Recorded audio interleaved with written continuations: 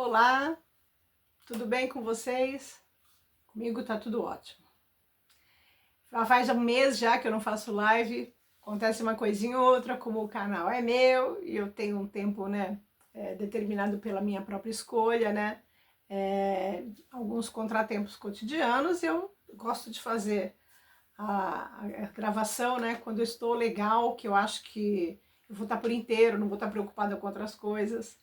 E então estou aqui, né, para dar continuidade àquele percurso que eu tinha me proposto, né, que eu já tratei educação infantil, né, da perspectiva da minha experiência, ensino fundamental 1, ensino fundamental 2, o ensino médio, né, e agora eu estou aqui com a questão do início da minha vida como estudante acadêmica, né, e aí eu entro pela minha primeira formação, né, que é em pedagogia.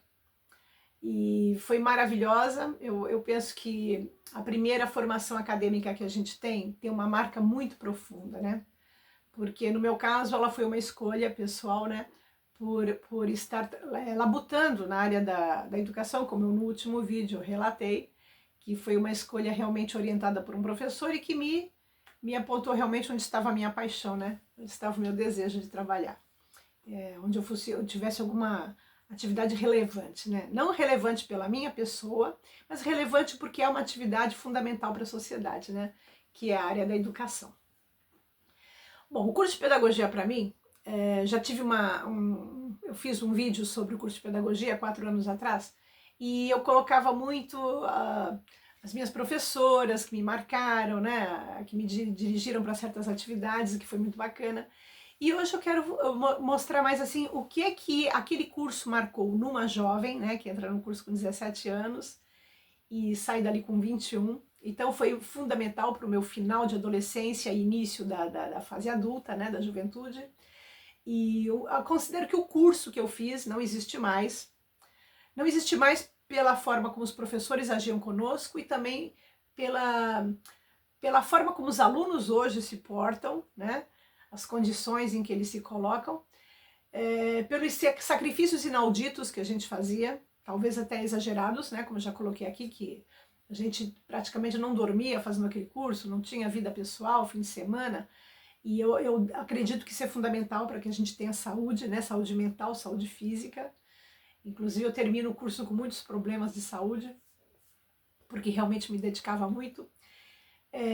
Mas eu penso que, tirando esse aspecto mais da condição de uma vida saudável, era um curso que realmente dava uma formação assim bastante sólida, né?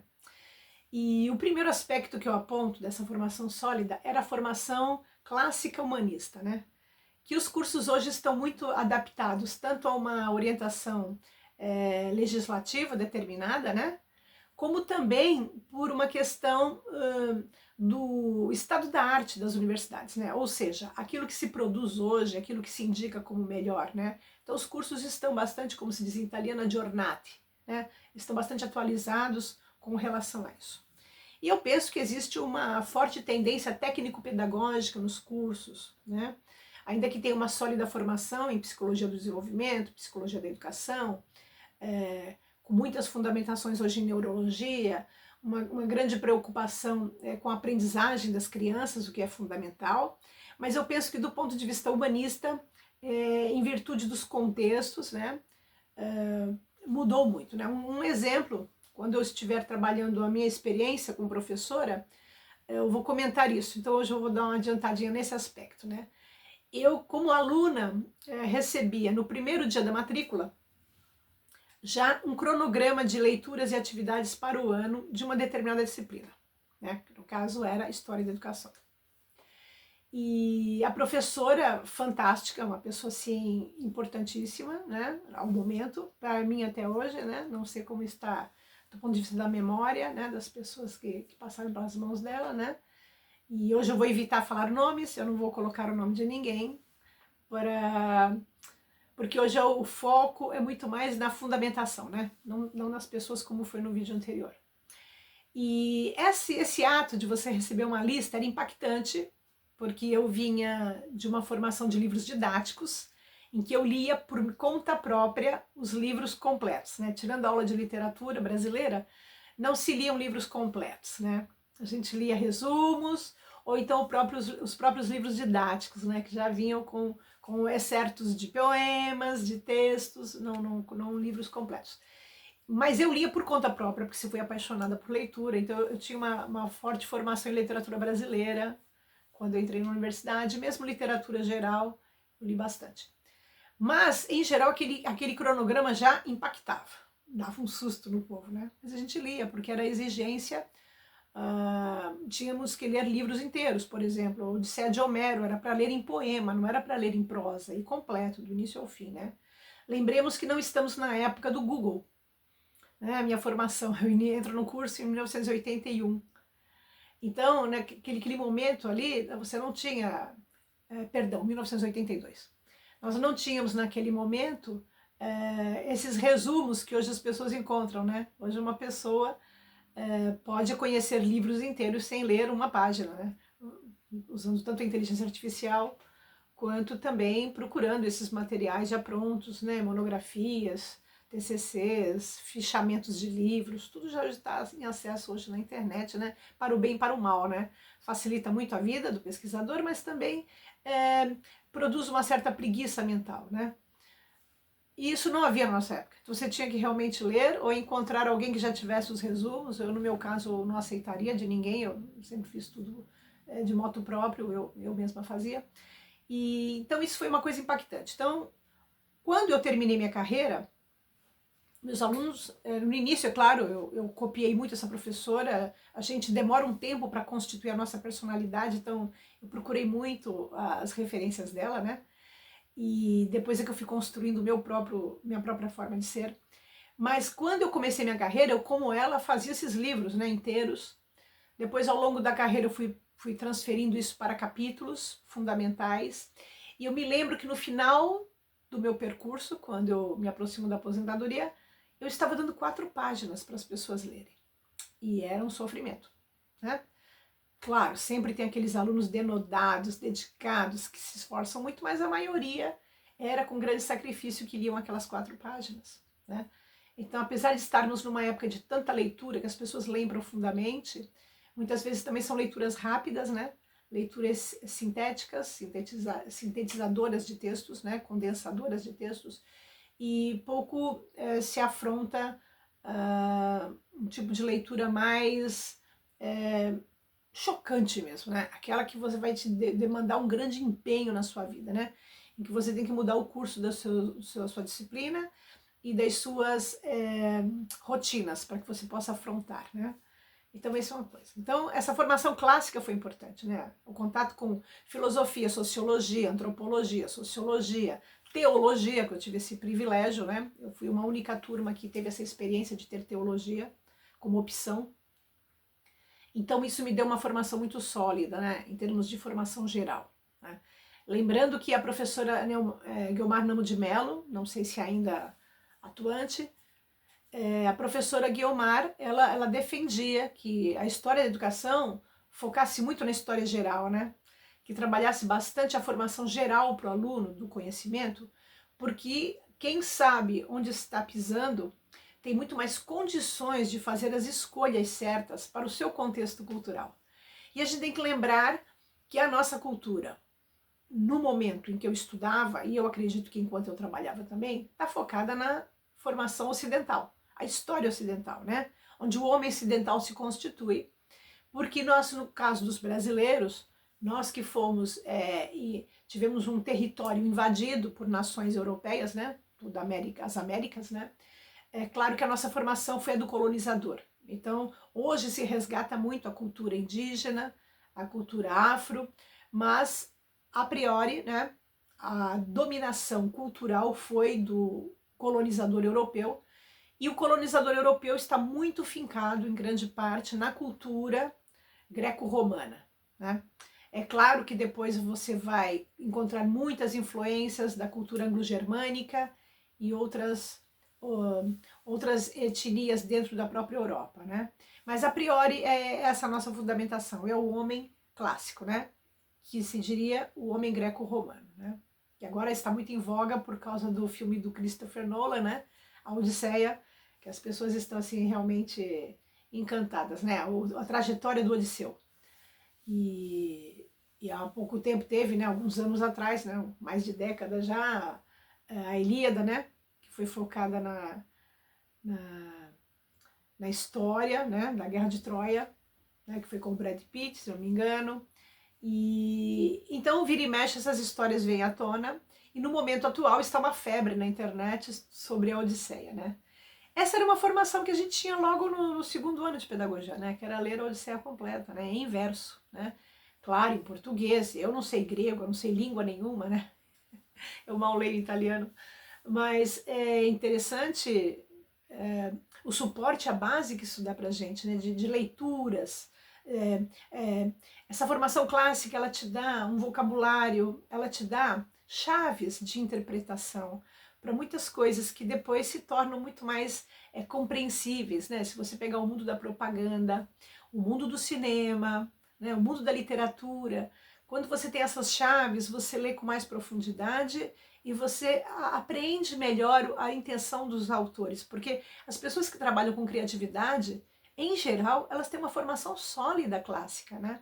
Elas têm um conhecimento geral de literatura, elas têm um conhecimento geral de história, né? E muitas vezes até aprofundados, né? Entendendo que muitas vezes a indústria do cinema, por exemplo, ela contrata pesquisadores, historiadores, né? Pessoas que conhecem a história da moda, a história dos costumes, da cultura, né? A história mesmo da própria literatura, da construção dos textos, né? Então eu tenho acompanhado muito na internet pesquisadores de alto gabarito, né? Não meia boca como eu, mas pessoas assim de alto gabarito comentando coisas que a gente aventava nos estudos, né?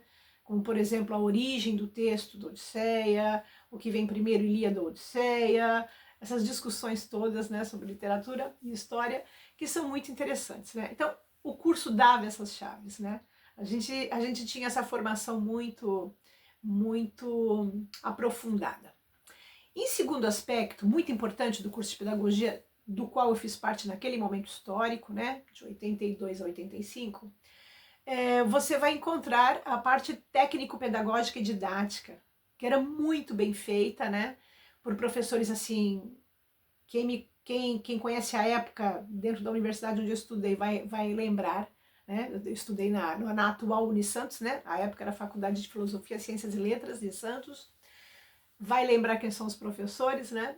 E professores assim maravilhosos, e que tal era a competência deles que eu, que não fiz o curso normal, não me formei professora no ensino médio, né? Não fiz o técnico, né? No magistério, eu saí pronta para dar aula. Inclusive passei em concurso para ensinar crianças de primeira a quarta série, né? Que eu não tinha formação de magistério, que era um clássico. Quer dizer, o curso te dava esta profundidade, mesmo que você não tivesse pregressamente uma formação na área do magistério, você tinha toda a condição de sair daquele curso pronta para encarar uma sala de aula, um programa de crianças, né? E não é fácil, eu não estou aqui banalizando, mas o curso dava realmente esse suporte, né? Essa fundamentação, esse técnico instrumental. E por último também tem a questão das especialidades do curso, que era muito interessante, elas também davam para a gente uma dimensão de vislumbrar o que você faria com aquele diploma, né? Porque eu sou defensora de que o curso universitário não deve ser só para você trabalhar. Eu creio que o curso universitário deve fundamentalmente servir para você como pessoa que se forma, como humano, né? Para você redimensionar o seu papel no seu entorno, no seu contexto, você como pessoa crescer, né? A gente vê muita mudança, eu vi em mim mesma, a mudança profunda que um curso universitário exerce sobre a gente, de nos tirar do nosso local de origem e nos colocar num ambiente diversificado, diferente, com novas ideias, em que te faz repensar a sua própria vida, o seu próprio contexto e quais são os seus ideais, como você se projeta para o futuro, né? Independente de profissão. Mas no caso da pedagogia que eu frequentei, nós tínhamos 3 especialidades, né? Era o bacharelado, né? Pedagogo. Então, seria orientador educacional, administradora escolar, se quisesse. Eu não fiz administração escolar, eu comecei, mas não gostei, não era a minha cara, eu não me identifico com essa questão da gestão. E por último, a questão das licenciaturas, e ali é que foi a minha menina dos olhos, né? Eu me dediquei muito à orientação educacional, tive até a possibilidade de trabalhar na área, mas não quis, porque a licenciatura que me apaixonou, né? Então havia licenciatura tanto para a primeira, quarta série de educação infantil, né? Quanto a formação para trabalhar nos cursos normais, nos cursos magistério, né? Que ali sim foi onde eu me dediquei, né? Cheguei a prestar concurso para a primeira, quarta, fui promovida dentro da educação do Estado, né? Da Secretaria Estadual de Educação, mas eu fui para o magistério, tanto na escola privada quanto na escola pública, e cheguei a ser professora concursada da escola pública para o curso normal, né?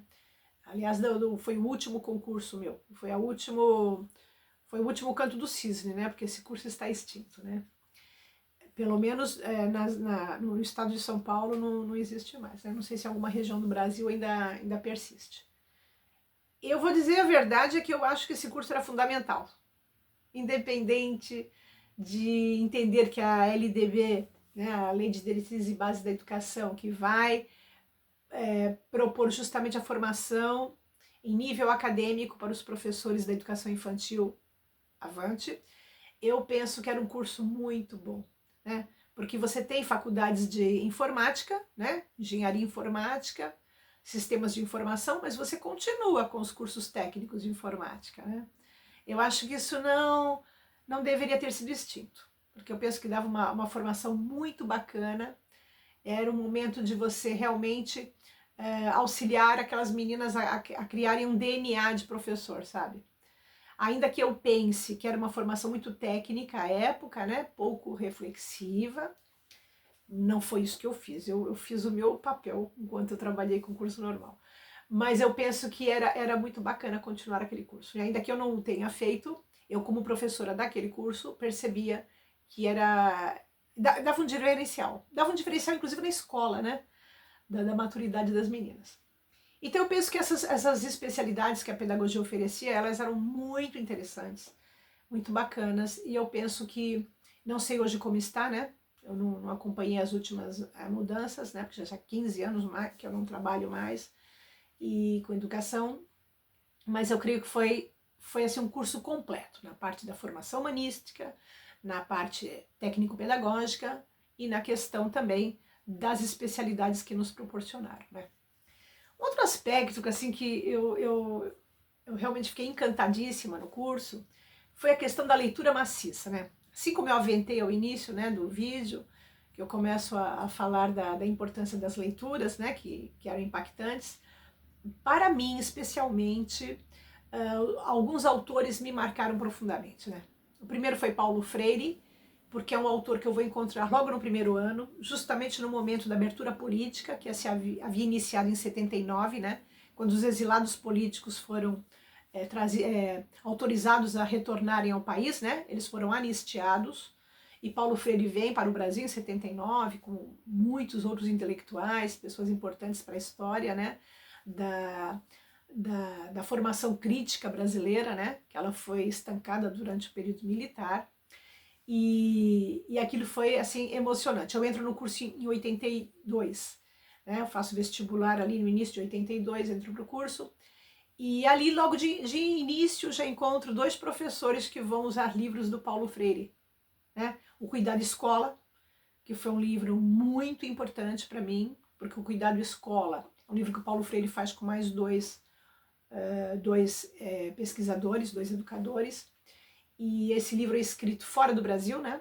Ainda antes do período do retorno do Paulo Freire, e eu logo no início, aquele livro vai ser um livro fundamental, né? É um livro de base para a gente, Cuidado Escola, é um livro histórico, e aquele livro veio ao encontro de muitas ideias que eu já estava formando com o meu início de militância política, né?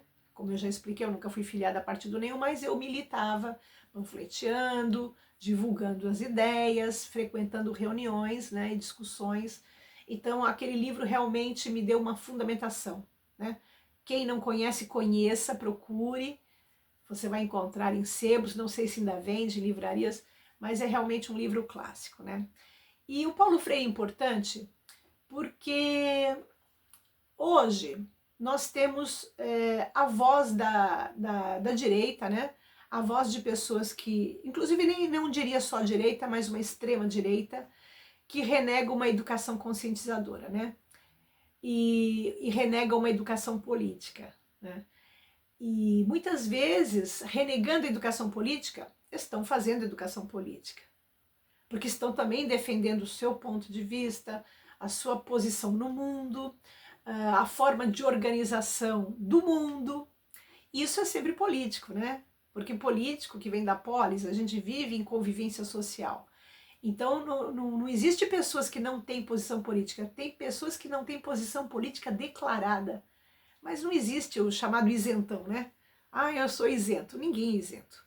Talvez você não tenha consciência da sua posição ou você não queira declará-la, né?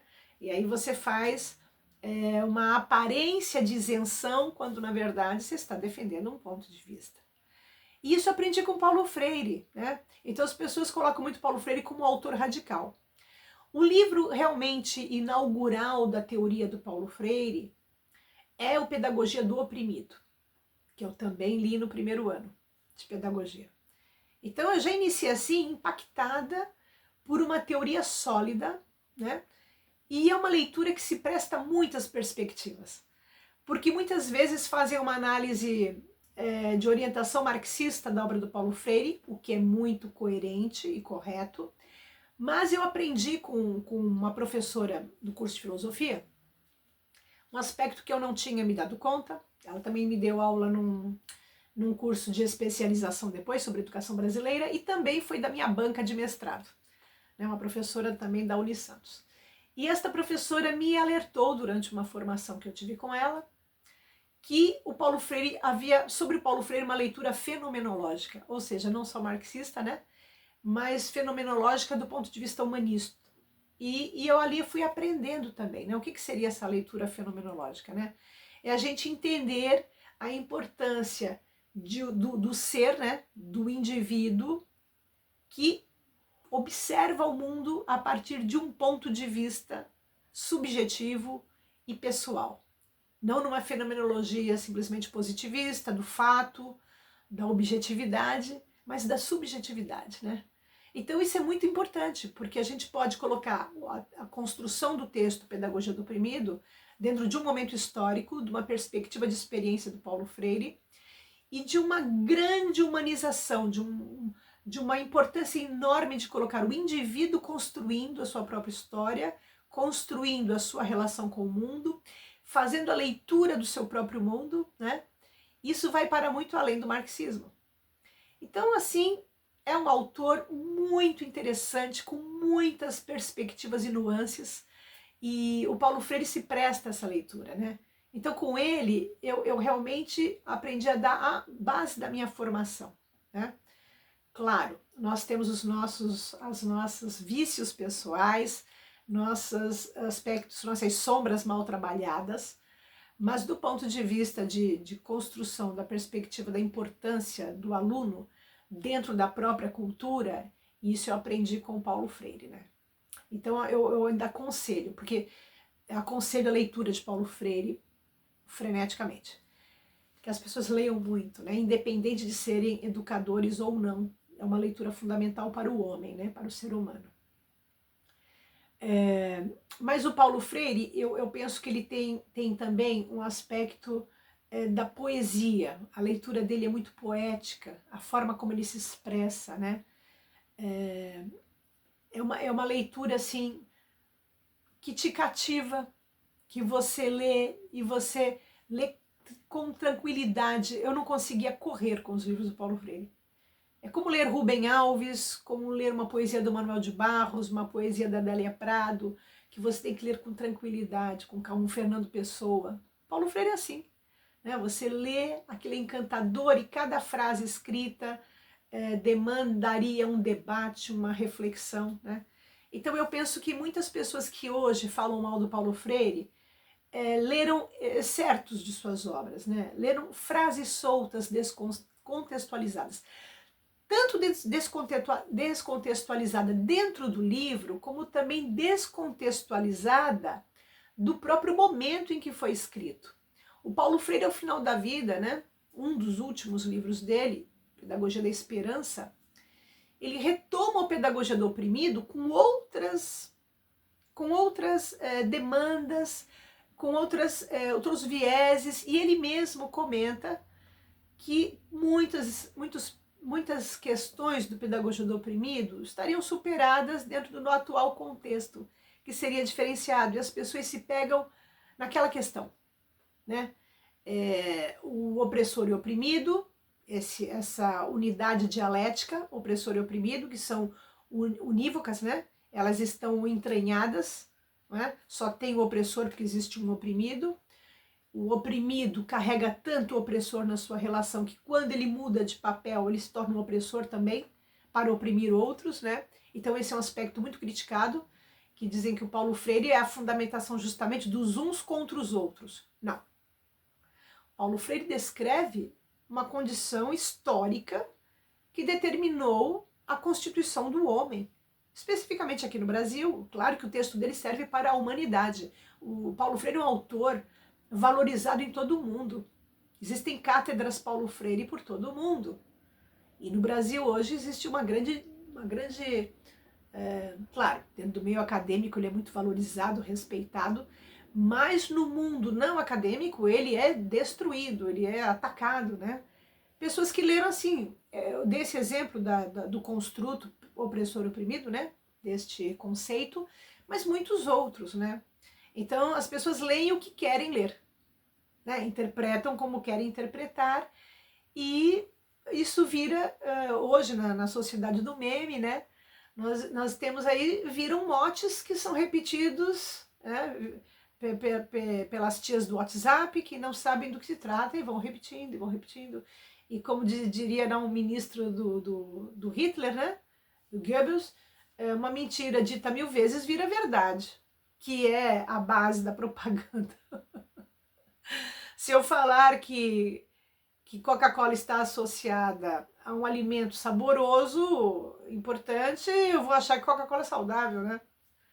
Porque 1000 vezes é colocado isso, né? Correlacionado a uma vida saudável, prática de esportes e tudo.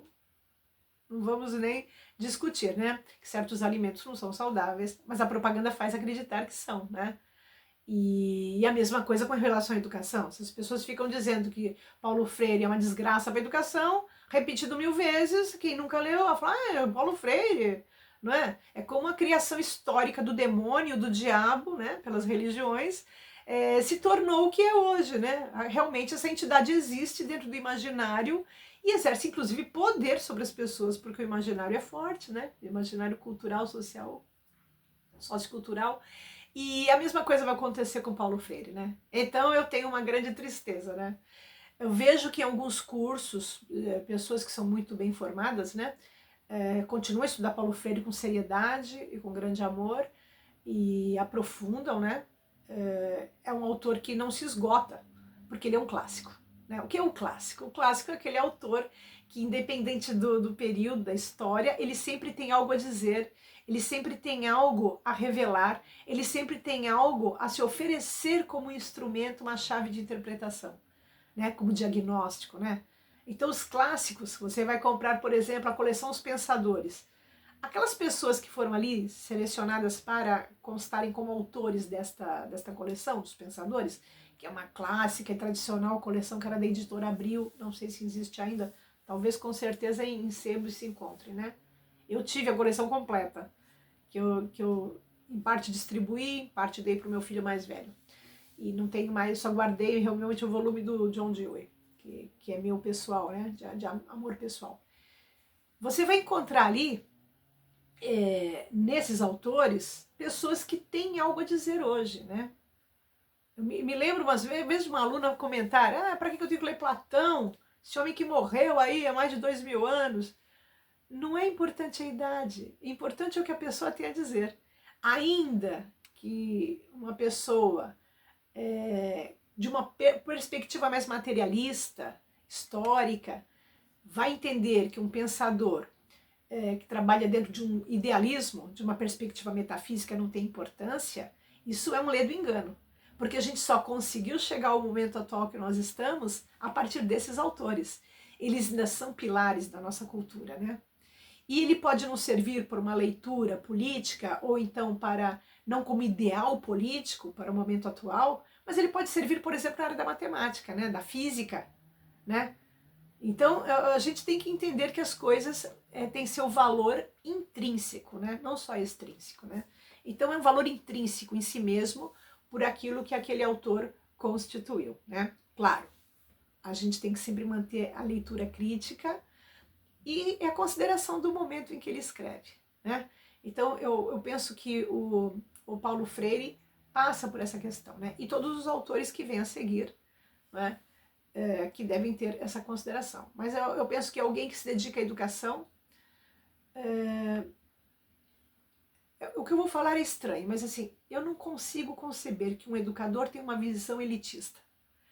Porque um educador é uma pessoa propriamente voltada para o outro, né? Para a questão social, porque a educação, sendo de uma escola privada ou pública, ela sempre tem um papel público. Mesmo quem trabalha numa instituição privada, segue legislação, segue projetos de ensino, segue o currículo atual e está formando pessoas para a sociedade. Então eu penso que não tem como você trabalhar com a educação com uma visão elitista, né? Uma visão que renegue a perspectiva de quem a gente vai formar para quê, né? Eu tive uma diretora de uma escola privada, de elite, uma escola fantástica, e eu falei para ela que eu estava ali, né? Eu fui para assumir as aulas, e eu falei para ela que eu me sentia assim um pouco desconfortável por estar numa escola de elite, sendo que a minha formação era em Paulo Freire, a minha preocupação era com o povo, porque eu trabalhava em outra escola privada, mas que atendia uma população mais de classe média, né? E então eu não me sentia tão ainda distante. E na escola pública, né? Onde eu atuava, e ali sim, meus alunos, eu sentia que tinham uma identificação muito grande com o meu ideal. Mas ela falou assim para mim, essa diretora dessa escola de elite, falou assim para mim, Márcia, entenda o seguinte, você está formando líderes para uma sociedade que precisa de líderes mais humanizados, de líderes mais sensíveis para as necessidades da população em geral, líderes que transformem esse mundo para um mundo mais justo. Ela me conquistou na hora, né? E aí eu pude começar a trabalhar com a consciência limpa de que realmente o meu papel social era importante mesmo numa escola de elite, né? Quer dizer, onde você está, você vai ser o arauto daquele mundo que você defende. Porque o aluno tem que ter direito a essa diversidade de mundos que os professores defendem. Essa visão de que a educação tem que ser apolítica, de que a educação não pode dar nenhuma visão de mundo para o aluno, que o professor não deve fazer apologia de sua vertente filosófica, de sua vertente política. Eu penso que realmente, do ponto de vista partidário, não é permitido ao professor divulgar. O aluno vai interpretar, evidentemente, pela posição do professor. Mas é importante que os alunos tenham contato com professores de diversas orientações. Porque já na família, a gente tem uma visão unívoca do mundo. E a gente precisa de contraposições para poder construir qual é a nossa visão, o que é que nós pensamos, né? Então, se eu tenho professores diversificados, isso é muito importante, né?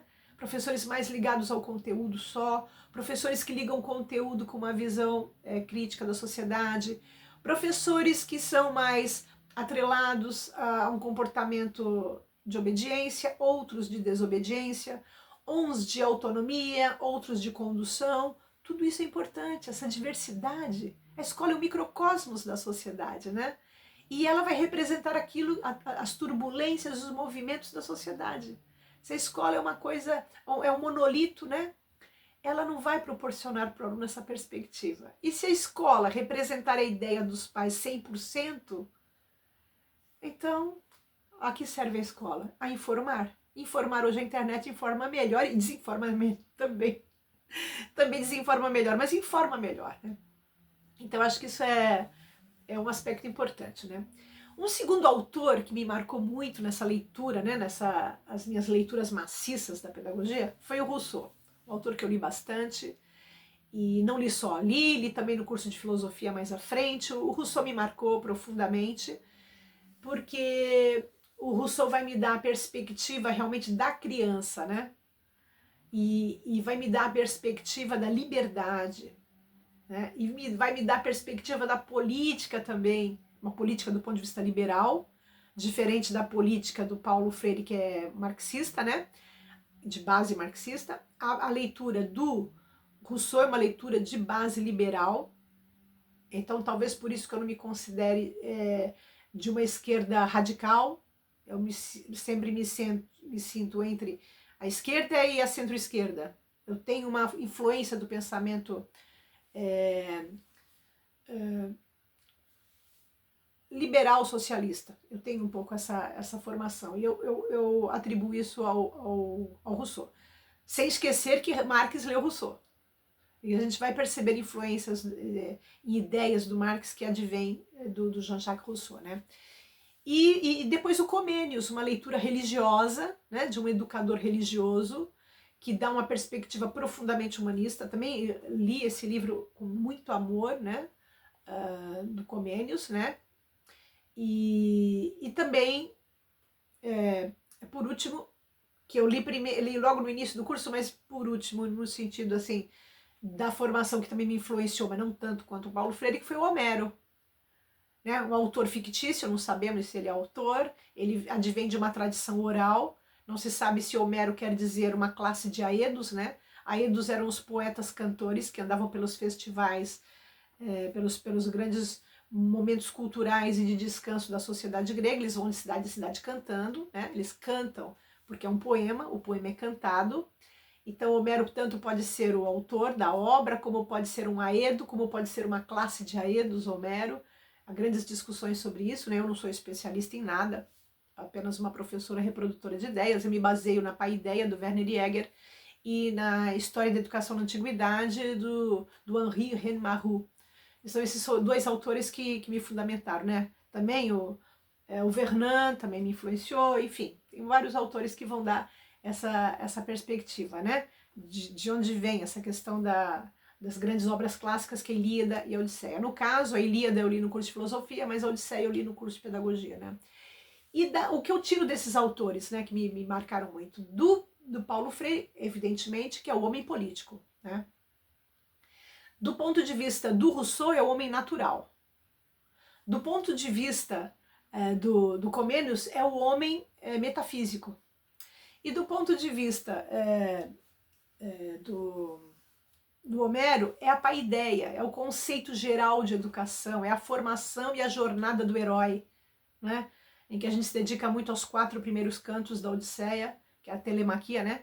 Que é o momento em que a gente vai encontrar o Telêmaco, né, sem o pai em casa, e a Palas Atena, que é a deusa da guerra e da sabedoria, que vai orientá-lo, né? Que ela se traveste de um humano que vai conversar, né? Que vai ser um mentor, vai ser um educador, né? Então é um livro profundíssimo, né? E eu não vi o filme, e geralmente eu vejo depois que passa essa onda, esse calor, né?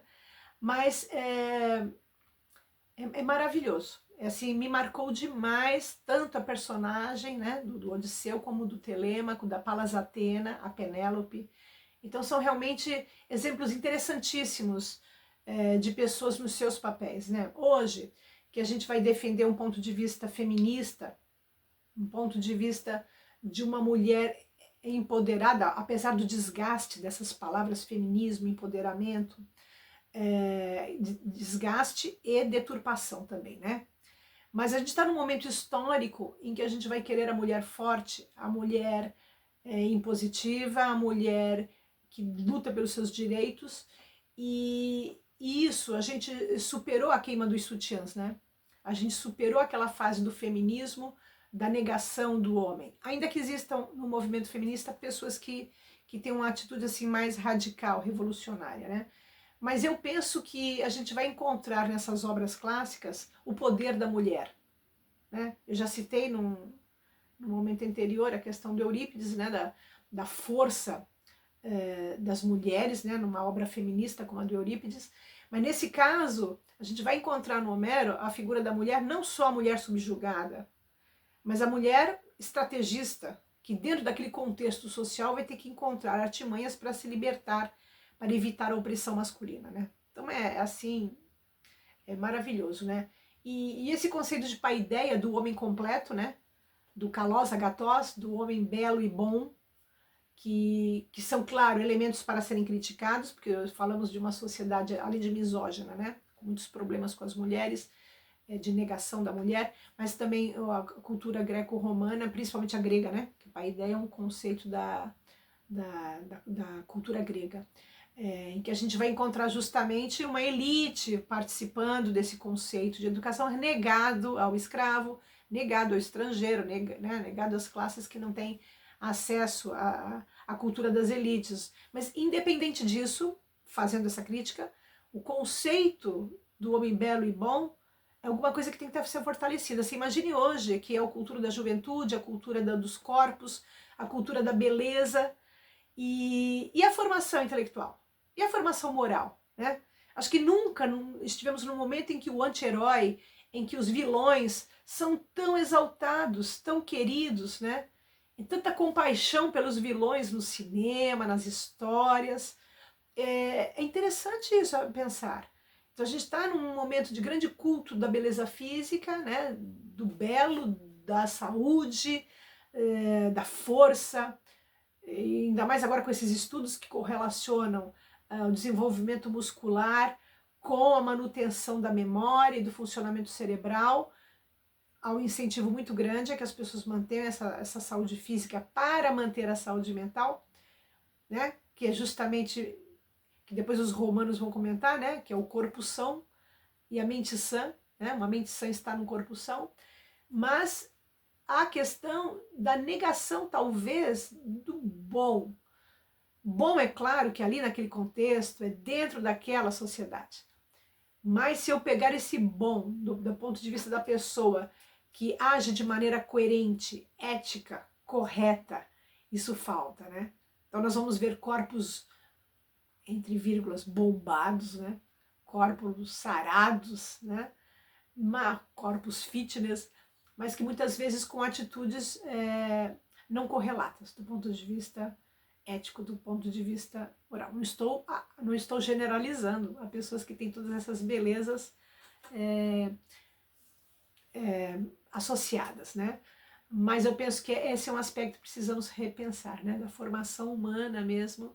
E se vocês observarem que nos currículos escolares, não só no Brasil, em vários países do mundo, né? As matérias humanísticas estão desaparecendo ou diminuindo de carga horária, né? Então aumenta-se muito, por exemplo, a língua materna e matemática, e diminui-se história, geografia, filosofia, e é quase impossível você dar uma formação de profundidade sem essa carga horária, né? Eu sempre fui favorável à divisão aritmética das disciplinas. Eu nunca vi isso acontecer, mas eu penso que eu aprendo com todas as perspectivas, né? Eu não aprendo matemática só em matemática, como não aprendo português só em português, né? Como não aprendo filosofia só em filosofia. Então, deveria haver essa possibilidade mais de formação completa, né? Como eu já citei aqui anteriormente em outro vídeo, o Sérgio Paulo Rouanet, que defende essa formação clássica. No caso dele, até exagerada, porque ele queria que voltasse o grego e o latim para a escola. Eu acho que isso é um pouco de exagero, mas eu penso que a formação humanística está perdendo a sua importância, né? Já escutei muitas pessoas dizerem para os próprios filhos: ah, não, hoje é filosofia, não vai para a escola, você está com febre, fica aí dormindo. Ah, não vai não, se fosse português ou matemática. Sabe, assim, é duro para a gente escutar isso, a gente que é da área, que ganhou a vida e sustentou a família com a filosofia, com a educação, né? Isso é uma coisa muito interessante. Um outro aspecto de grande importância na minha formação no curso de pedagogia foram os estágios, porque o estágio eu entrei em contato direto com a realidade, né? E um estágio bem supervisionado, ele te ajuda muito a pensar quem você quer ser como professor, que você vai ter a comparação entre aquilo que o professor de estágio te propõe como ideal, aquilo que se pode fazer na escola e aquele professor real que está atuando. E, em geral, nós como observadores de estágio, estagiários, a gente é muito cruel com o professor que está atuando, muito críticos negativamente, mas quando a gente assume o papel dele, a gente também se coloca, né, naquela posição e vê que realmente algumas coisas que ele fazia não era só porque ele era negativo, mas era o que ele conseguia fazer, né. Então, mas de qualquer maneira, eu acho que o estágio é um momento realmente preparatório, é importantíssimo, né.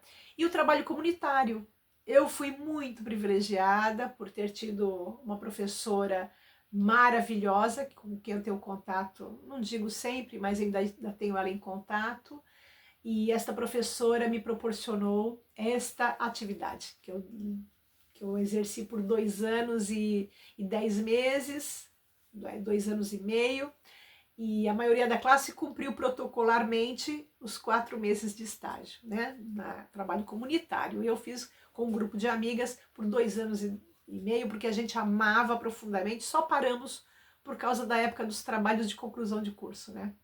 E ali naquele trabalho voluntário, a coisa que mais foi importante para mim foi a questão da sensibilização e da identificação.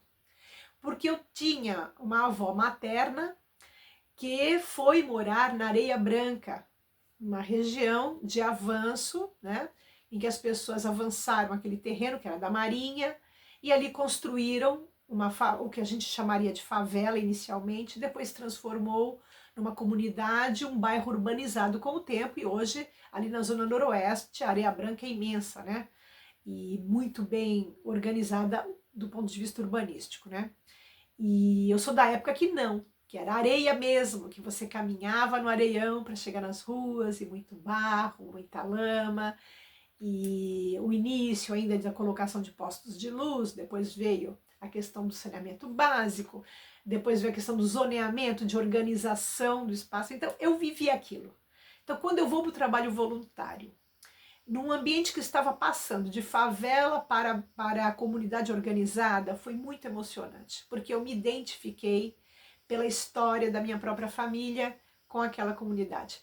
E também no sentido de me sensibilizar, de me tornar uma pessoa que seria uma professora muito mais identificada com os alunos necessitados. Essa foi uma marca minha durante a minha trajetória. Muitas vezes eu era muito mais sensível e afetiva com os alunos que adivinham de situações de grande dificuldade. Claro, eu sempre tive um problema com professora, que é uma certa animosidade com alunos que não queriam estudar, com alunos que não gostavam, que tentavam driblar o sistema. E eu sempre tive uma afeição muito grande por alunos que amam estudar.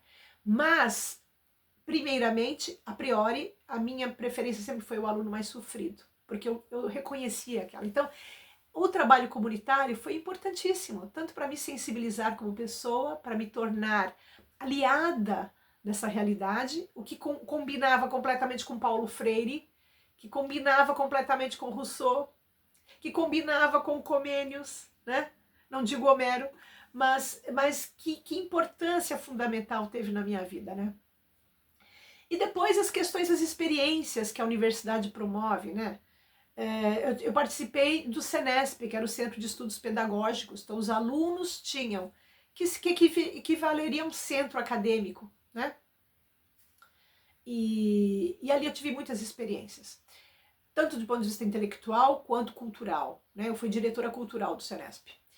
E nós fizemos encontros, o encontro de educação com Paulo Freire. Gente, Paulo Freire veio à nossa universidade participar de um encontro organizado pelos alunos. Emocionante, né? Foi assim uma loucura. Eu tenho fotografias que uma amiga me deu, eu tenho fotografias dessa época, eu guardei com muito carinho as fotografias desse encontro com Paulo Freire sentado à mesa, né?